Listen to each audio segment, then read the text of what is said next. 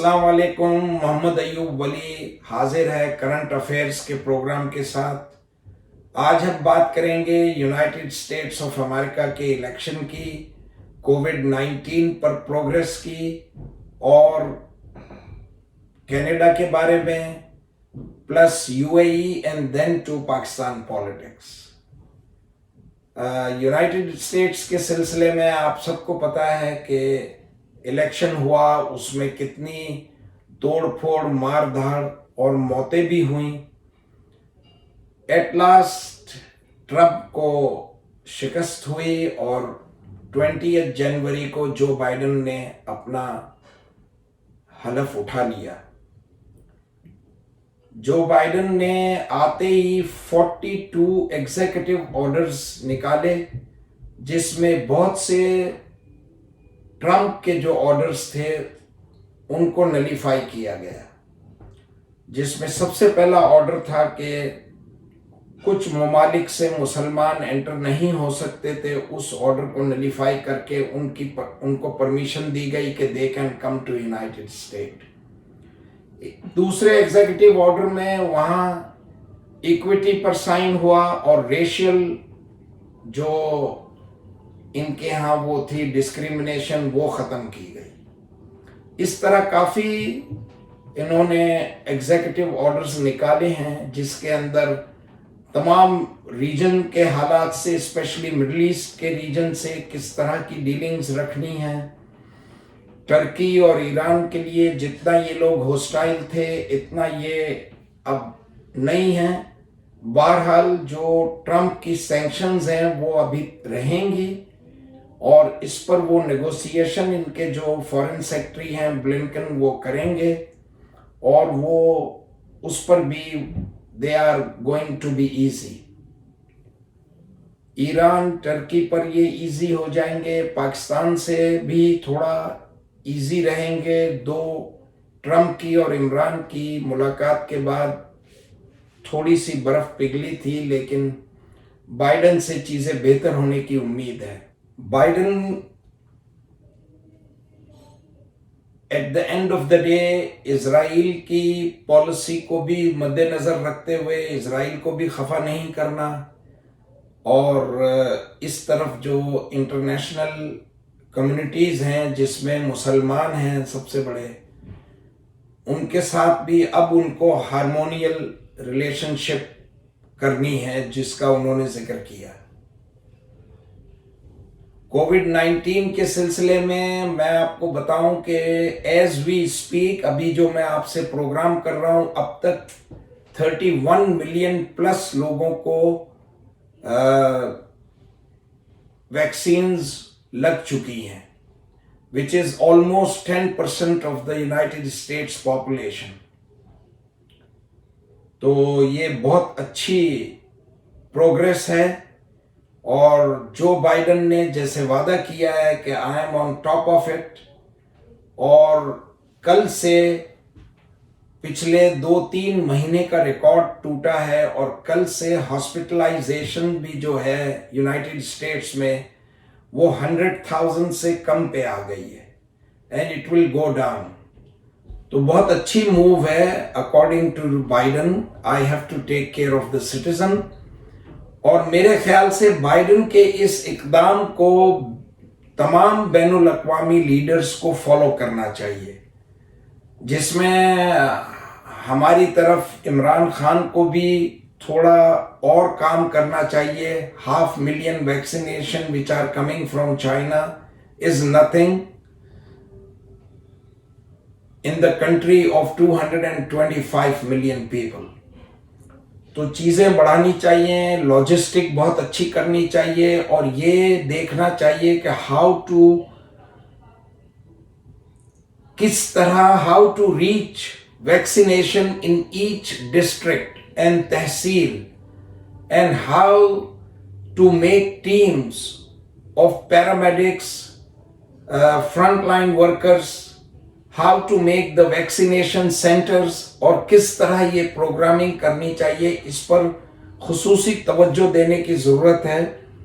चूँकि हमारे यहाँ टेस्ट भी कम हो रहे हैं تو چیزیں بہت سی انڈر دا کارپیٹ ہیں کہ کتنے لوگ کووڈ سے انفیکٹڈ ہو رہے ہیں، ان کی صحیح ٹرو پوزیشن نہیں مل رہی۔ آئی ہوپ کہ پاکستان گورنمنٹ اس پر بہت اچھا اور بہت زیادہ پازیٹیو فوکس کرے گی۔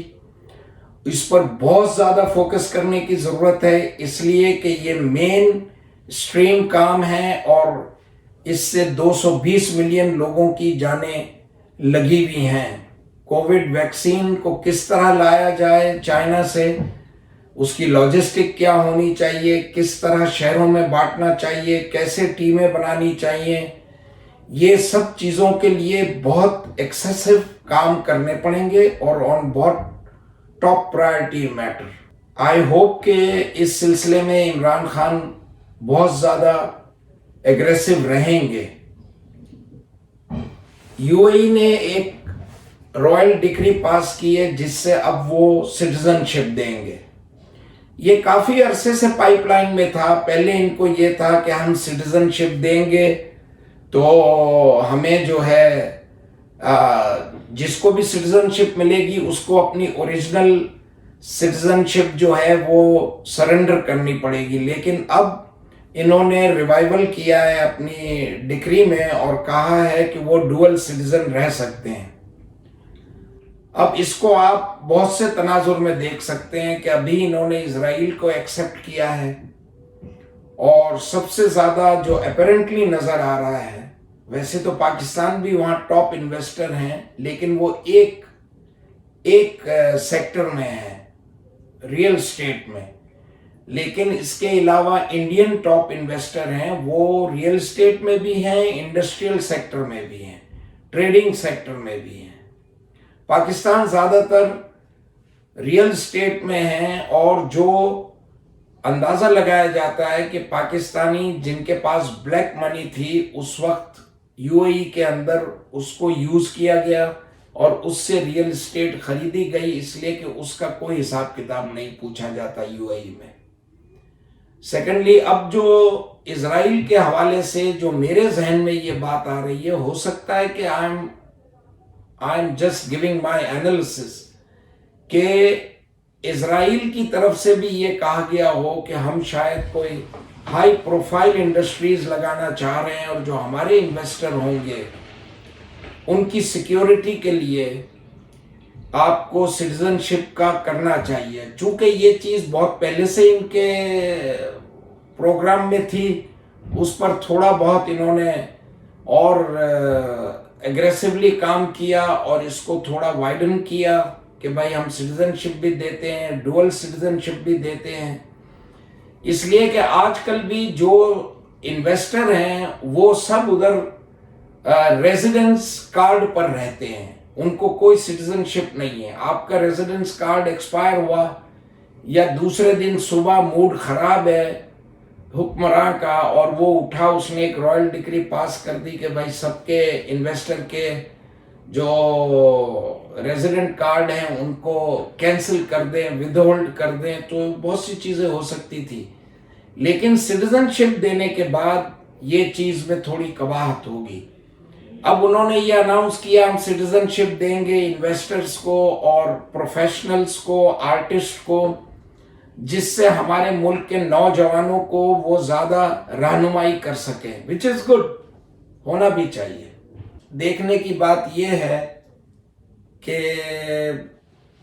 فردر جب اس کی ڈیٹیلز آئیں گی تو اس سے پتہ چلے گا کہ ایکچولی کیا ٹرمز اینڈ کنڈیشن ہیں، نٹی گریٹی جب پتہ چلے گی۔ کمنگ بیک ٹو پاکستان، تو جیسا میں نے آپ کو اپنی پہلی ویڈیو میں کہا تھا کہ 20 ستمبر کو 26 نکات پر بننے والی پی ڈی ایم 27 دسمبر کی زرداری صاحب کی تقریر کے بعد ایک طریقے سے اس کا ڈاؤن فال آ گیا تھا، اور 29 دسمبر کو وہ آلموسٹ زرداری صاحب کی اسپیچ کے بعد وہ ڈاؤن ہو گئی تھی۔ اس کے بعد وہ اس کو کھینچتے رہے، یہاں تک کہ جتنے وعدے وعید تھے کہ ہم 31 دسمبر کو یہ کرا لیں گے، 15 جنوری کو یہ کرا لیں گے، ہم استعفے دے دیں گے، ہم اسلام آباد پہنچیں گے، ہم پنڈی پہنچیں گے، کچھ بھی نہیں ہوا۔ آخری جو انہوں نے حربہ استعمال کیا تھا 31 جنوری کی، وہ بھی آج رات کو 12 بجے ختم ہو جائے گی اور وہ کچھ بھی نہیں کر سکے۔ پی پی پی نے ان کے اتحاد میں بہت بڑا شگاف ڈالا کہ بھائی ہم تو پارلیمنٹ کے اندر نو کانفیڈنس موشن لائیں گے۔ اس کے بعد یہ ہوا کہ جی ہم تو بائی الیکشن میں حصہ لیں گے، ہم ان کو جمہوری طور پہ ماریں گے۔ اس کے بعد یہ ہوا ہم تو سینٹ میں بھی حصہ لیں گے۔ بات یہ ہے کہ وہ پیپلز پارٹی تو بلاول بھٹو بھی ممبر ہے، آصف علی زرداری بھی ممبر ہے، پورے صوبے میں ان کے پاس جو ہے ایک گورنمنٹ ہے، وہ اتنا بڑا اسٹیک کبھی بھی نہیں چھوڑیں گے۔ اس کا اثر یہ ہوا ہے کہ جے یو آئی ایف اور نواز شریف کی P M L N totally disintegrate ہو گئی ہے۔ جے یو آئی ایف کے شگاف آپ کو پتا ہے، شیرانی صاحب اور حافظ حسین، انہوں نے جو کلے چٹھے کھولے ہیں تو بیچارے فضل الرحمان بھاگتے پھر رہے ہیں کہ کہاں منہ چھپائیں، ان کو کہیں منہ چھپانے کی جگہ نہیں مل رہی۔ اور اب جتنی انویسٹیگیشن ان پر کھل گئی ہیں، یہ کچھ ہی عرصے میں ایسا لگ رہا ہے کہ یہ بیچارے بھی نیب کی حراست میں ہوں گے، جو بہت ضروری ہے ان کے لیے۔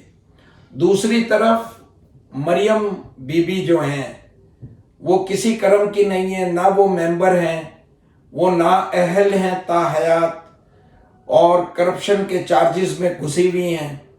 ان کی پارٹی میں بھی ڈس انٹیگریشن ہے۔ خواجہ آصف جو ہیں وہ ان کی پارٹی لائن کو ٹو نہیں کر رہے، شہباز شریف نہیں کر رہا، حمزہ شریف بھی نہیں کر رہا۔ تو ان کے اندر بہت سی چیزیں ہیں جو بالکل صحیح نہیں ہیں، اور کرپشن کے کیسز کھلتے چلے جا رہے ہیں میاں لطیف پر، اور جو یہ ماڈل ٹاؤن کے ثناء اللہ، اس قسم کے جو لوگ ہیں ان پر کیسز کھل رہے ہیں۔ پھر ان کے جو یہ ہیں کھوکھر برادران، قبضہ گروپ پہ بھی اب ہاتھ پڑ گیا ہے۔ تو نظر یہ آ رہا ہے کہ 31 جنوری بھی گزر گئی، فروری بھی گزر جائے گا، مارچ میں سینٹ کا الیکشن بھی آئے گا، اور ضمنی انتخابات بھی ہو رہے ہیں 7 سیٹوں پر، اس پر بھی یہ اپنے لوگ کھڑے کریں گے۔ لیکن آہستہ آہستہ یہ میرے حساب سے بالکل ڈس انٹیگریٹ ہو جائیں گے، اور جہاں تک میرا تجزیہ ہے، سینٹ میں پی ٹی آئی کو اکثریت ملے گی، چاہے وہ تھوڑی اکثریت ہو لیکن مل جائے گی، جس کے بعد یہ قانون سازی کر سکتے ہیں۔ ونس یہ قانون سازی کر سکیں گے تو ایسا نظر آ رہا ہے کہ ان قریب پریزیڈنشل فارم آف گورنمنٹ کی طرف ملک چلے گا، جو انشاءاللہ ہمارے لیے اور قوم کے لیے بہت ہی اچھا قدم ہوگا۔ دوسری طرف اب حکومت تھوڑا جم رہی ہے، قیمتوں میں کمی آ رہی ہے، جتنے یہ جو پاور پروڈیوسر تھے ان سے نیگوسیشن ہوئی ہے، ان کے ٹیرف میں کمی کی گئی ہے، حالات بہتر ہو رہے ہیں، عام چیزوں کی جو نرخ ہیں اس میں کمی آ رہی ہے، تو انشاءاللہ پاکستان بہتر ہوگا۔ اللہ تعالیٰ سے دعا ہے کہ اللہ تعالیٰ ہم سب کو اپنے حفظ و امان میں رکھے۔ اللہ حافظ۔